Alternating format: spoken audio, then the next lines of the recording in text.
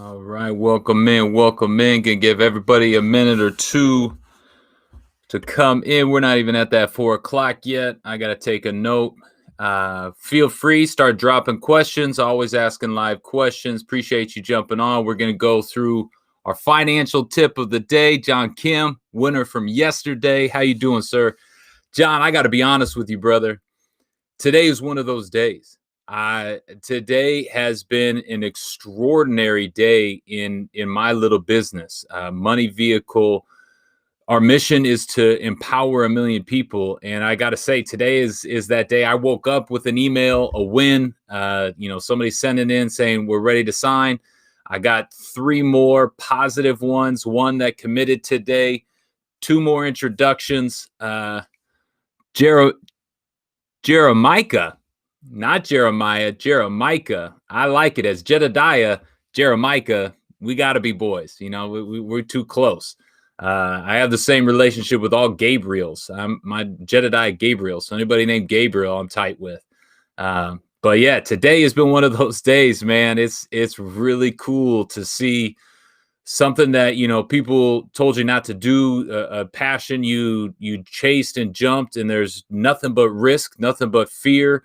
And I ultimately I woke up one morning and I said, what am I afraid of more? Am I afraid of failing? I welcome failure. Or am I afraid of regret? Am I afraid of waking up 10 years down the road and regretting not having taken the leap? And today was one of those days that it feels like it was the right decision. And that's a welcome feeling. So John Freeman, welcome back, brother. Day 3, let's get it. We're going to give people 2 more minutes to start rolling in. I appreciate y'all's time. Let me ask you though, let me start with a question, because I was having a conversation this morning with my class. I don't know if any of y'all saw Steph Curry and Under Armour just announced that they are going to be starting the Curry brand. Everybody trying to chase what Jordan has. If anybody wants to drop in the comments how much they think Jordan, just not Nike, just the Jordan brand, how much they think the Jordan brand makes each and every year, go ahead and drop that. How much do you think the Jordan brand makes each year? My real name is Jeremiah. All right, so we good. Yeah, Jeremiah, Jedediah, we both from the Bible somehow, some way. But look at the Jordan brand, easily $1 billion. Easily $1 billion. John Freeman said 300 million. Mike 32 says 63 million. And then we got, who is that? BPS Trombone. BPS Trombone came out with 3 billion. Brayton went with a 10 billion. I mean, that's a lot of money. Mike went with 1.5 million. So the crazy part is we were right there. Who was that? Somebody. BPS Trombone said 3 billion. The Jordan brand makes $3.5 billion a year. That is how Michael Jordan, there it is. 1.5. I think that's a trillion. No, that's $1 billion. Yeah, 1.5 billion. Wayne Diamond says 69K. He thinks, Michael Jordan, they make $69,000 on just like headbands. That's legit like where they're at. So the Jordan brand makes $3.5 billion. I don't think, and you guys be the judge about this, is will anybody ever compete with that? He was kind of the first to market, first to do it. Under Armour is not Nike, though Nike wasn't Nike when they came out with Jordan. So it is, BPS Trombone. According to Price is Right rules, you won. Technically, you're $500 million off, but you were under.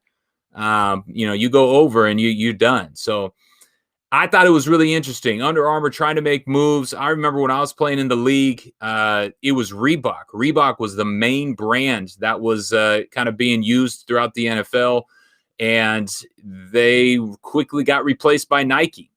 I'll take the dub. They quickly got replaced by Nike. And then as I started, 2013, 14, Under Armour started to come in and try to even push Reebok out, and really kind of did. And so it's been really interesting to see Under Armour, which we first got introduced to for underclothes under your outfit, or under your pads and stuff, trying to break into the footwear. They've been in it for about 7-8 years. Under Armour definitely made moves, signing Cam and Steph in 2010s. Brady too. That's what's crazy is they signed Steph Curry in 2013, I believe. That was before 3 MVPs, 3 championships. And so, yeah, that contract has paid off. They have them through like 2024. Michigan and Oklahoma are Jordan, not Nike. They're Jordan schools. So that's where you can see a personal brand going. But yeah, so as I play through this, like I'm not a shoe guy. I got a couple neighbors who are huge shoe guys. They were telling me the other day about Ben and Jerry's shoes being $1,000, $1,500, some crazy nonsense. I'm not a shoe guy, so it just interests me to think. I was talking to my class today, and they're like, no, Under Armour shoes are boo-boo. Steph Curry shoes are never going to be cool. And I was just like, oh, dang, like that's real. Advisory class in high school, his mom is the VP of Under Armour North America. So she's doing all right.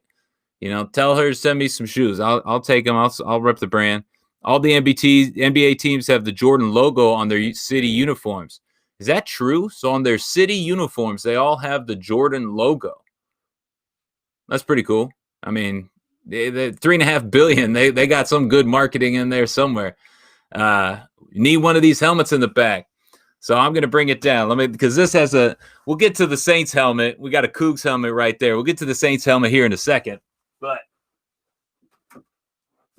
I was leaving Cleveland my second year. And my second year, I was only on practice squad. I didn't really play for the Browns at all. My first year, I played for them very briefly. But my second year playing for the Browns, I'm walking out. They're like, hey, Jed, do you in the Pacific Northwest? Yeah, yep. I'm out in Bellevue. Where you at, BPS? So they're like, hey, Jed, do you want to buy your helmet? Like, I don't know. Like at the moment, you're just kind of bummed. Season didn't end the way you wanted. I was like, no, I'm cool. And they're like, all right, well, it's $199. Even they're marketing Salem, Oregon. All right, Pacific Northwest through it. Even the equipment guys are marketing. So they're like $200 for this helmet. I was like, what am I going to do with this helmet? Like, am I going to ever put it up? Probably, but wasn't really going through my mind at the moment. Then as I leave, they're like, wait, just so you know, and this is how cool it is. They're like, JB's coming later, and he's going to do some signing. JB. So $199. Mr. Hall of Fame, Jim Brown.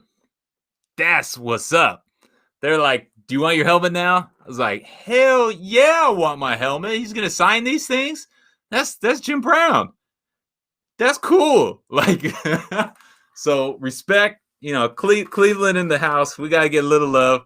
Look at that. Still, but that's cool. Maybe at the end of the December 31st, we'll auction this one off. That ain't going to happen. That one's mine. I got some other cool stuff up here. Got some stuff, memorabilia. So that's what's up. You know what I mean? Like you're walking out of a locker, you $200 for a helmet. Sure. Then it gets signed by Jim Brown. Priceless. So appreciate that. I also found out that you can send these lives to your friends. So a friend of mine I was talking to earlier said he went live. He gained 1,000 followers when he went live. I gained 1 follower yesterday. So all I'm saying is, share some of the love. Giveaway time. Oh, yeah, we got a giveaway. We got money. Or if you want a course, you want a signed book, you want a signed rookie card, up to you for the winner today. Again, today we're going to have the 2 questions. One financial, one a little bit more rookie to veteran. Got to go take a final exam. Thanks for doing this. All right. SZA dropped the album. Bam. He had to go get his finals. Finals are started. I give out my final next week. What college did you go to? Will always take a chance and represent. That's my Coug. That's Butch the Coug right there. I went to the Washington State University. I was talking about that helmet. Oh, my bad. I thought you were talking about Jim Brown one. I mean, that's a cool story. I didn't know, Wayne. Like, I apologize. So talked about Steph Curry. Somehow we talked about Jim Brown. Let's start talking about what we're doing here today. So today, day 3, I pushed out a piece of content today that said this could arguably be the most important lesson of the entire course. And it's going to be one of those that some of you are like, yeah, maybe I knew that. But it reminds me of a quote. If ever any of you, I'm a movie actor, was in Uncut Gems. All right, cool. Respect. If any of you ever remember that book we read growing up, Alice in Wonderland. Alice is walking down a street or in the middle of nowhere, and she sees this cat, the Cheshire cat. She says, excuse me, can you help me? Can you tell me which way to go? The cat, being wise, says, well, that depends on which way you're going. Like, well, where are you supposed to go? And Alice says, I don't really know. And the Cheshire cat says something philosophical that we all need to take note of. He said, then it doesn't really matter which way you go. If you don't know where you're going, it doesn't really matter which way you go. And so this concept we take from the rookie to veteran. We're starting with rookie to veteran today, and we're going to tie it into our financial principle. So our rookie to veteran concept today is how we value our most over what we want right now. So as we look at it, I looked at it and I said, all right, what story does this remind me of? This story reminds me of being in Cleveland my second year, right about, going back for off season and showing up for training, up for off season training and looking around and saying, all right, hey, I'm here to make the team. It is the middle of March, but I know I can't make the team till August 1st, but my resume starts today. And we went out for conditioning the first day. And as some of you know, when you condition, you get split up into groups. You're the skilled guys, the big skilled, and the big guys. Big guys being O&D line, skilled, big skilled. But the first couple of weeks, it's just team runs. How many years were you in the league? I was in the league 7 years. Good question. Definitely bounced around on some practice squads. I ended up being on 12 different teams, made a video about it. Go ahead, check that one out. But I appreciate the question.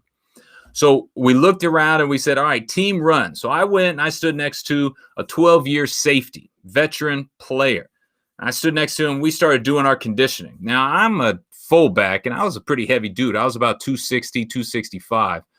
And the dude next to me is a perennial starter, pretty good player. As we get through about 5, 6, 7 of these conditioning sprints, I see him start slowing down. All of a sudden, I'm not just running with him. I'm beating him by like 5 or 10 yards. And I start asking, I'm like, what is going on here? Like, this is a dude. And we finally finish up conditioning. And in the last couple ones, I whip him. Like, I'm a no-name undrafted guy. I'm trying to impress, make the team every day. That's what you have to do. You show up, I can give zero excuses to cut me. So as we're running, finally, after everything's done, I walked up to him. I was like, hey, man, I don't get it. Like, why didn't you show up ready? Like, aren't we here? Like, this is the NFL. Don't you? And he looked at me, and as we're walking off, he said, what'd you eat yesterday?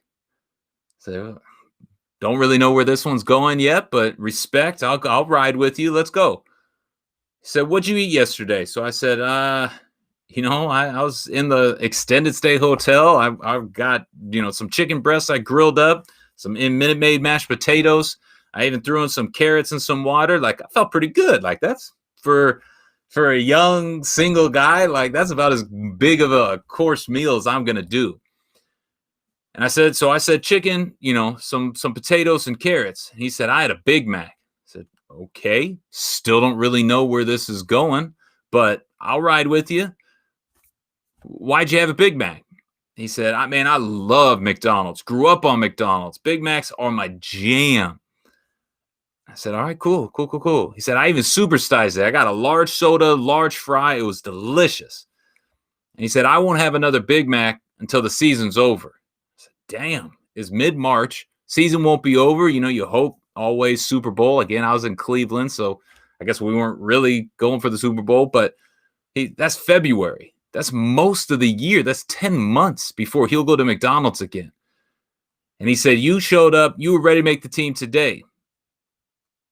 But I want to be at my best. I want to be peaking in December, in January, when championships are won and money is really made. That's what most people, as young players, you don't really appreciate. You want to make a name. You want to go get a big contract. That doesn't come until December time, till crunch time, till it's cold.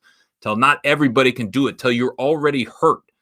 What's crazy about the NFL and really anybody who's played football is you realize after day one of training camp, you're hurt. Most guys in the league are playing injured. So there's a big difference between hurt and injured. And that is what's crazy. And so that concept, he said, I don't mind saying no to McDonald's each and every day until the season's over. Why? Because that's what I want most. I come in here every day thinking and dreaming about the Super Bowl. I don't sacrifice McDonald's. I prioritize. I value what I want to go get. And that was a concept that stuck with me. You write that down. Most over now. You will always find what you want to go get if you are able, if you have the discipline to value what you want most over what you want right now. Had a conversation this morning with a gentleman who runs a personal finance and athletic department at a private school around Seattle. And he said, you know what's crazy about money? Some strong devotion to give it up for so long. It's true. And I'm sure he had a cheat day. Everybody needs a cheat day. But the thought of that was my last Big Mac, the day off season started, that's respect. Like that is what it takes. But I was having that conversation earlier this morning. He said, people confuse how to succeed in money with knowledge, with education. He said, knowledge is important. Knowledge is a vital first step. But behaviors, actions, that is where you find success in money and success in anything. And so as I look at this, that is what we want to begin to talk about today, is the difference between knowledge, education, and action and behavior. Why I am on a mission to empower, not educate, is because if you don't act, if you don't go do something, everything I say is worthless. I have one action item for you today, and it's probably going to be the most important one. Who is the smartest player you met? It's a great question. You know, I met Ryan Fitzpatrick. Everybody knows Ryan Fitzpatrick, super smart. Have you ever considered becoming a sports agent, meshing with both worlds? So I'm working with sports agents now because they want their clients to know what I'm trying to teach them around money. Have I ever thought about becoming a sports agent? No, because I know what it takes to be a sports agent, and there ain't nothing about that job that I want to do. So the smartest NFL player I was ever around, you know, nobody's ever asked me that. I've been asked a lot of questions about football. Come back tomorrow. I'll have a good answer for you tomorrow. Smartest player. Are you talking about on the field, or are you talking about off the field, like book smart or like a smart football player? Do I watch Gronk's TikToks? Cool Drew Brees story. Got plenty of them coming up. Don't worry. I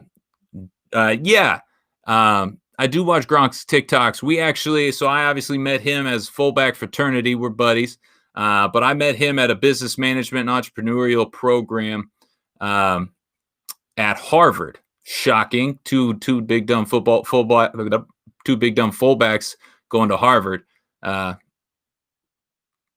Smartest players are the backup quarterbacks that don't play a snap. Can't disagree with you. So Drew Brees stories, Sean Payton stories, they're coming. We got a sequence to this thing. Don't worry. I can share a good Sean Payton story with you because it pertains to our principle today. Did you ever get your head screamed off by a coach? You know, it's funny. So let me write some of these down. So smartest player, Drew Brees story. I'm going to come with some Drew Brees stories. Don't worry. Sean Payton story, I'll tell you right now. And the screaming off. So the screaming coaches are very similar to players. You can almost define them by their position groups. You look at it and you say quarterbacks, those coaches don't really scream. Receivers, coaches don't really scream.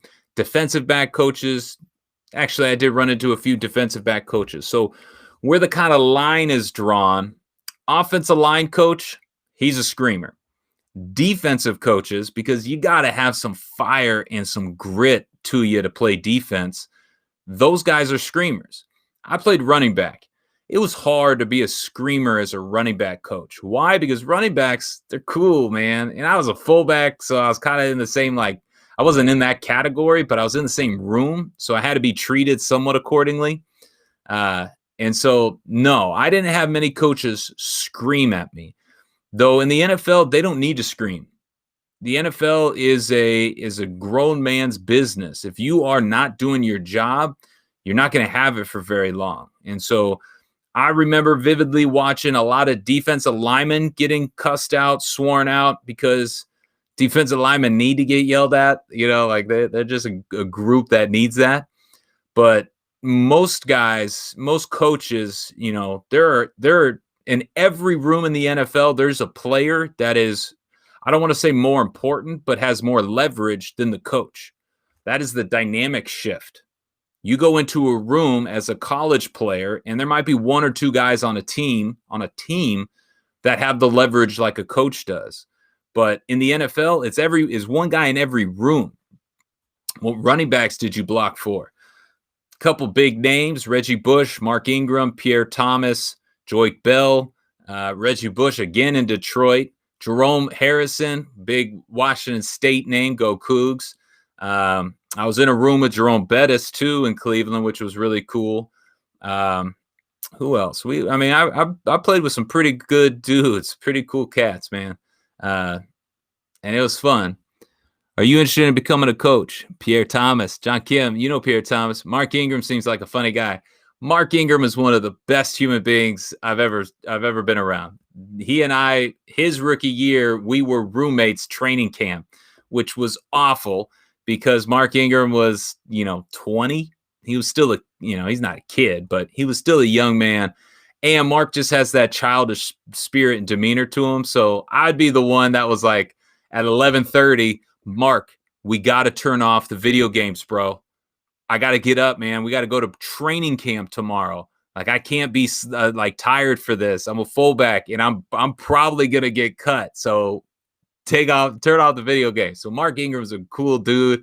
Love that he has achieved the success he has. Deuce McAllister, he left before I got there, but I got to hang out and know Deuce pretty well.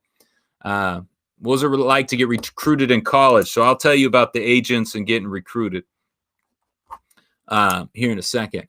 But this is fun, man. I just get lost in all the comments. Biggest bill you've seen. Biggest bill I've seen. What does that mean? Like biggest for a dinner bill or like electricity bill? So where my Sean Payton story comes in. Sean Payton got suspended in 2012, the year I was there. Everybody heard about the lockout. Oh, biggest dinner bill. Yeah, rookie dinners. So I saw a couple of them because, again, like I got invited to the lineman meals, which is always cool because I eat a lot. And have you ever seen those like 72-ounce porterhouse steaks that are meant for like 3 people, and you watch one dude take it down along with appetizers and dessert, and you're just like, Jesus. But that's real. Biggest bill, I never went to one of the ones with like 70, 80,000. Why? Because we weren't dicks. You ever play with Matthew Stafford? I did play with Matthew Stafford. I don't like to admit this, but he will admit this when you talk to him. I took him to his first playoff game. So you're welcome, Matty Ice. I also have an excellent story about Matthew Stafford that will be coming up, not tonight, probably December 30th or 31st, because it's probably my best story. But yeah, it's a good story. You'll come back for that one. So Sean Payton got suspended in 2012. What's up, Cooper? Cooper Kerbo. What's up? 2012 because of the lockout, which you give me your opinions. I want to see somebody write in. If you've played football, were you offended, or did you think what the bounty gate was disgraceful? Was it like absurd or something you've never heard of? Or when you heard like, hey, a defensive coordinator told the guy to knock the quarterback out, big fan, love it. Mom troll kids 11. What was your size going into the league? I was about 263, 265 going into the league. I lost some weight as I got a little older. Kind of sucks for a newbie who has no money saved to pay for the whole meal. It it does suck, and you base it based on draft. Like if you're a first rounder, I don't got too much sympathy for you. Somebody cost you. So a couple of the meals I was out were like $20,000. How do they do that? Because dicks start ordering wine bottles to go. Not just like, hey, we're eating and drinking here, but like, give me a bottle of the blah, blah, blah, and put it in the bag. Figured it was part of the game. Parker Freeman says about the bounty gate. I feel that playing hard and targeting players is part of the game, but should not be given extra money. Really enjoy your videos, and Chris Gronkowski have the most interesting content. Respect, fullback fraternity. Chris is doing phenomenal. He was actually one of the reasons I got on this because I saw his success. And hey, man, success begets success. So go do what successful people do. Bounty Gate was unfortunate. Honestly, think most NFL teams had a program like that. That's more true than most people would like to admit. Do you have another job, Will, in the NFL? Do you have another job after the NFL? Yes, I own my own business today. John Kim's putting Greg Williams thumbs down, man. Greg Williams is crazy. You want to see a screamer, a coach that will absolutely just rip your ass off? Greg Williams. The notion that the Saints were cheating is BS, though. Super Bowl was earned. Oh, nobody's questioning the Super Bowl. Actually, probably some people do question the Super Bowl. That's what's crazy. It's a sport you already play and try to inflict as much pain on the opponent, which is, what was your Wonderlic score? Oddly enough, I did a video. It's in my drafts right now answering that. So let me get back to Wonderlic. Jim Caldwell, got a great story about Jim Caldwell. Wonderlic.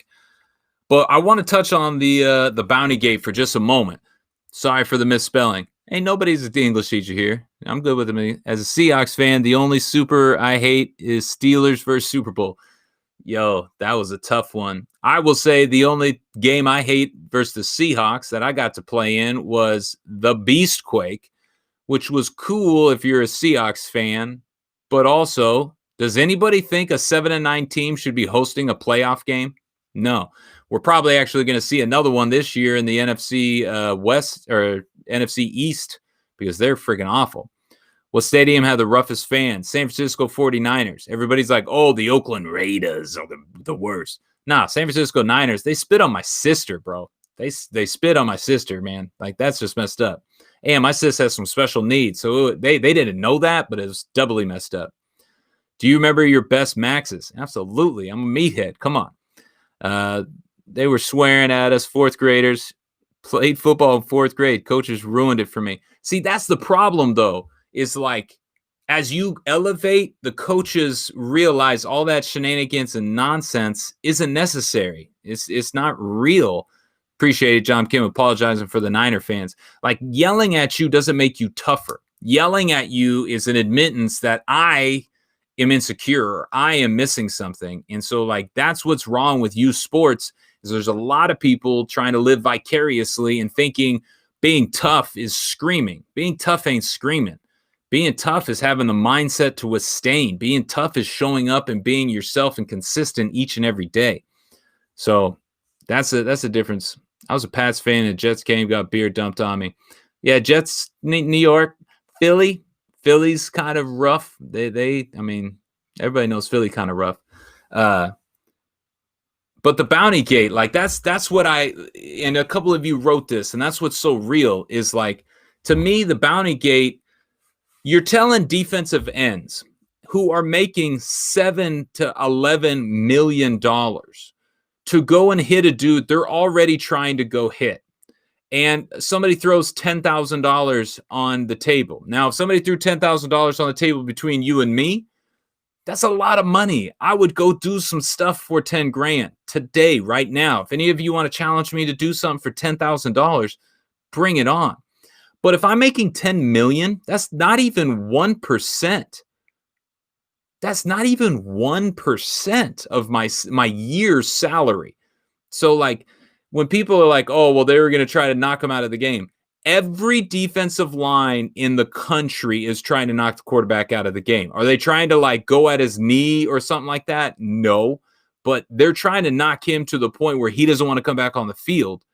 So like that was my problem with the bounty gate was like, it is just some locker room talk that got out of the locker room that shouldn't have gotten out of the locker room. And what broke my heart was how it got out of the locker room because the guy had no intention of doing that. But $10K for the Jim Brown helmet. I said priceless. No, can't do it. I think the problem was trying to cause an injury and not just hitting. But the reality is they weren't trying to cause an injury. Like they were trying to knock him out of the game, which if you've ever been in a locker room before a game, that is said in literally every locker room before every game ever. So, it's a violent game. Do you have any trouble with concussions? Sorry, what did you ask? That was a joke.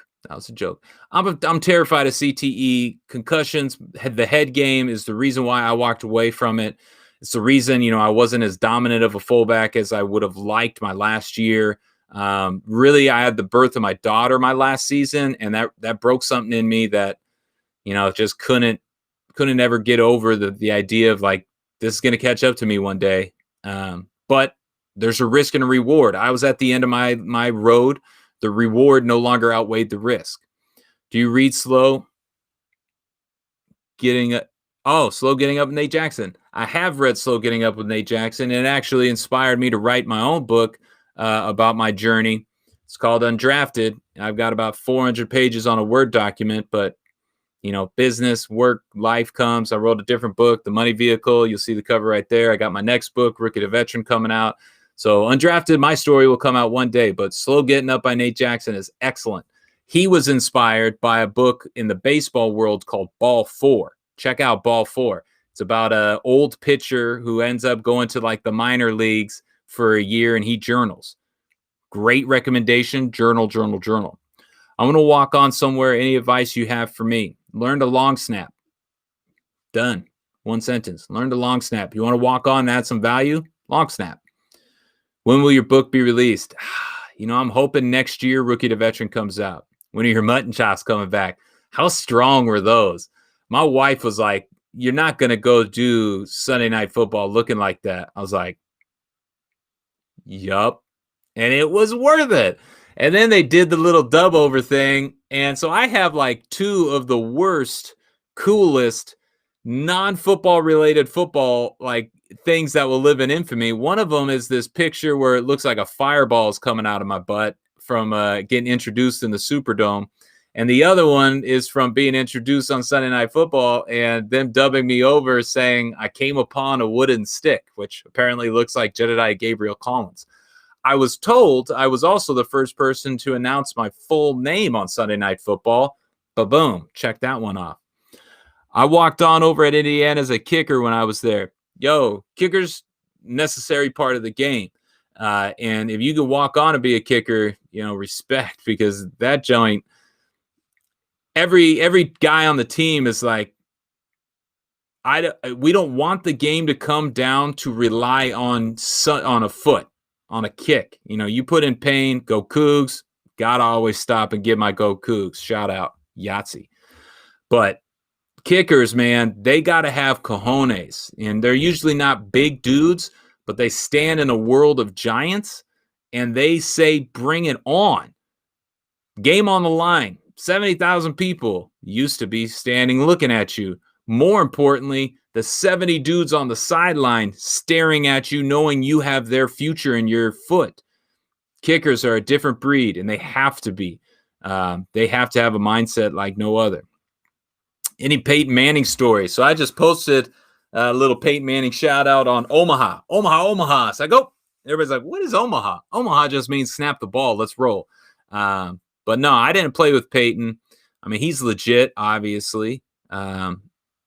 I heard some stories, but no stories that like you guys probably haven't heard. Favorite team growing up? John Kim's going to like this. I grew up a Niners fan. Grew up in Southern California, somehow was a Niners fan. It's because my best friend and I would play a video game of NFL football, and we'd always choose teams and then like simulate seasons, and the Niners would always win. So like we'd always choose the Niners because we wanted to win it. Opinion of the Vanderbilt kicker. Did you see that the coach got fired the day after? That's kind of weird. I think it is a huge accomplishment. You play Madden? Not anymore. I used to love video games in Madden, but now I got two little kids. I don't get much gaming time as well I want to. The Vanderbilt thing, though, massive step forward, really cool story. Would I have liked to seen her kick it out of the end zone? Yes. Was it a great squib? No. But it is still a really neat day and age and time that a young woman is playing big time college football. Was it for Vandy? Sure. Did they get blown out? Yeah. But will your kids make it to the NFL? It's good tie into the Vanderbilt story. I have two girls, so right now I don't gotta. They're not trying to go for it, but who knows? We might have another one. Might adopt one. But no, I don't got anybody aiming for the NFL right now. But yeah, no. So the Vanderbilt thing was a neat story, really cool achievement. I mean, she had just won a conference championship on the soccer field, so I wish it would have concentrated on equality rather than equity. I wish we could have concentrated on equality. Yeah, the GOAT fullback, not even close, but I respect that, man. I gave the game what I had, and I appreciate it. So what's today's financial lesson? That's my guy, John Kim. So today's financial lesson, let's get back on track. See how quickly I can get just like, boop, boop, boop. What was the locker room like? We'll come up with more stories for that, Mike. Bro, I had your jersey. No snap. Like, that's cool. I gotta see. We gotta make that real. So the financial lesson today, we talked about rookie to veteran, most over now. Any financial journey must begin with the end in mind. That is the idea here. We want to set goals. I have an acronym called RICH Goals that helps me set personal goals, financial goals, professional goals, physical goals, family goals, goals with my faith, my mind. So do NFL players get paid if someone buys their jersey? I didn't, but we have a deal with the NFLPA. So I think some of the big guys do when you sell a ton of jerseys. I sold two, one to my mom and one to, who was that? Whoever said they have my jersey. Julius. One to Julius. I only sold two in my whole career. That's awesome. So what are rich goals? A financial journey, as any journey, you begin with the end in mind. If I said, hey, let's go plan a trip, the first thing we got to decide is where we're going. The problem with money is so mmany people think it's just going to solve itself. They get to the end of the month and they think to themselves, well, did it work out? Maybe, maybe not. Did it? They never set a goal. So today's principle is around rich goals. RICH, reachable. You have to set goals that you are able to achieve. The I is for individual. These have to be your goals. No longer can we look at a coach, a friend, a teacher, a brother, a sister, a parent, and have goals dictated based on what they want for us. These have to be individual goals. One of my greatest ideas that I get to share with myself and others is your goal setting is a chance for you to be selfish. It's encouraged for you to be selfish when you set your goals. The C is for controllable. So many people say, man, I'm going to become a millionaire in the stock market. What about the stock market do you control? Nothing. Can you create some of your behaviors? Can you control your inputs to the market? Absolutely. But if you are trying to build your plan around something you do not control, it is going to be very hard to bring that to fruition. And the H is for happy. One of the most important things is you got to understand your goal, why it's got to be a individual goal is because this thing is supposed to bring you joy. At the end of a long, hard day when you got kicked in the gut, knocked down, what is going to get you back up? One of your happy goals. So as you look at finances, as you look at your money, begin with the end in mind. And I'm not talking about freedom. I'm not talking about becoming a mega millionaire, billionaire, or anything like that. What I want you to do is begin by setting 3 goals for yourself. These are going to be rich goals, reachable, individual, controllable, and happy. You're going to set a 1-week goal to learn something. Perhaps it's going to be tuning in tomorrow. You tell me, what time should we go tomorrow? We've been going at 4 to 7 o'clock Eastern time. Tomorrow, I was thinking about going earlier because it's Friday. I don't know. I'll spend the evening with y'all if you want it. But I was thinking, what about 3 o'clock Eastern time? Tell me if people would show up at 3 o'clock Eastern time. So you want to begin by setting a 1-week goal. Every Sunday, your commitment to yourself is to learn something. Every Sunday, I am setting a rich goal that I can control, that I'm going to go learn something, whatever that is. Could be about money, could be about, playing the guitar, could be about, what's going on in our political climate and system, could be whatever you want. Learn something each and every week. Your second goal is going to be a month goal. So the first of every month, you're going to review and look at your habits, your routines, your processes, your systems, and you're going to commit to something you want to stop doing. What is the least efficient? What is the most destructive? What is just a poor habit that you have? And how can you commit to stopping that bad habit? So you have a 1-month goal to stop something. And then last but not least, my favorite, because it takes the most, you value your most over now. Remember, we do not sacrifice. If you have this goal structure, you will prioritize what you want most over what you want right now. So as you look at the third one, I've set a 1-week goal to learn. I've set a 1-month goal to stop.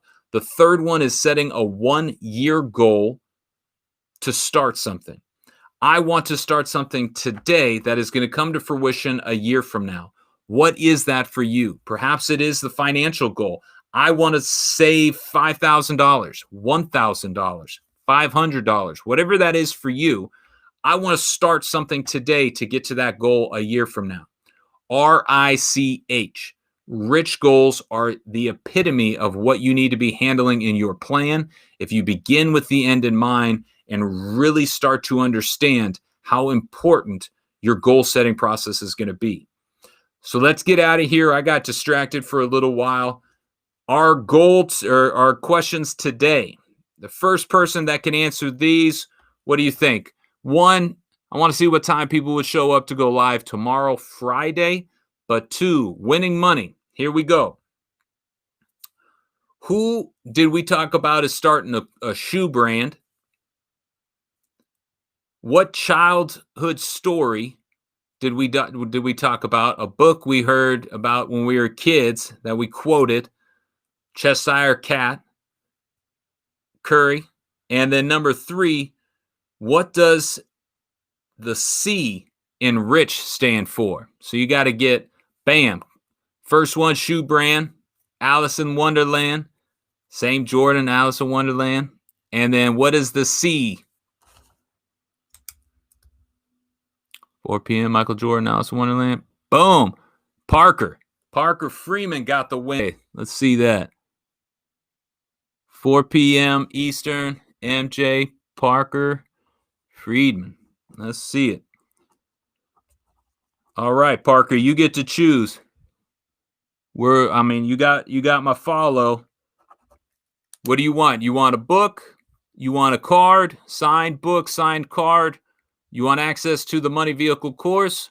Or you want, and we're going to up the money coming and starting in after December 10th, but today it's going to be $20. We'll Venmo $20. So you tell me what you'd like.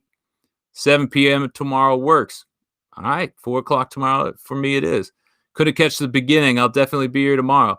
Hey, jizzle on my tizzle. 1, respect the name. 2, bro, come on back, man. We just getting started.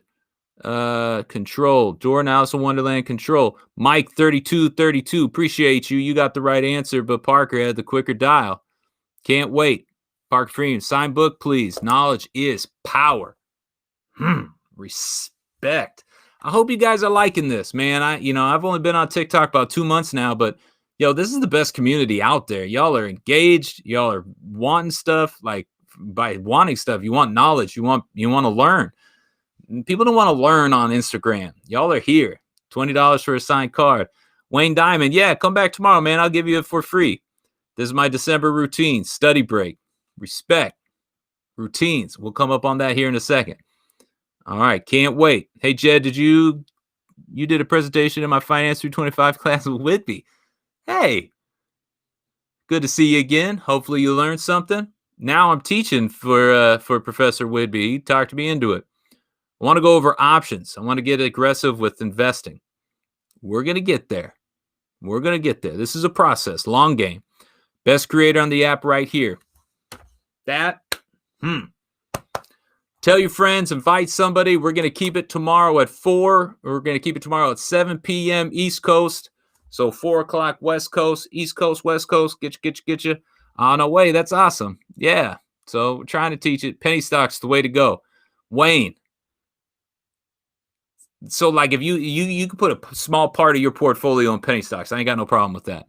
I'm on a mission to be the most efficient and best version of myself. Strong.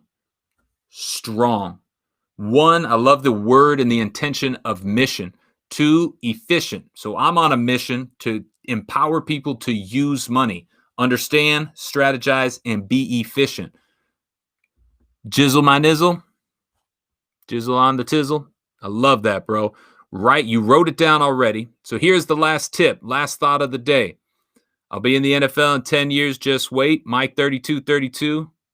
Tell me position. And you're going to learn something each and every day on how to get there because I studied and stole from the best.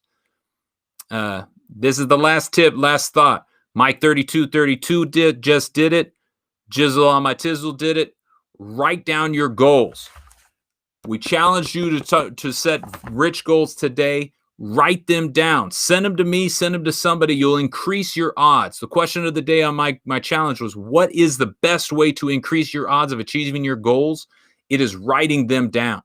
Write down your goals. Thoughts become things. See y'all tomorrow.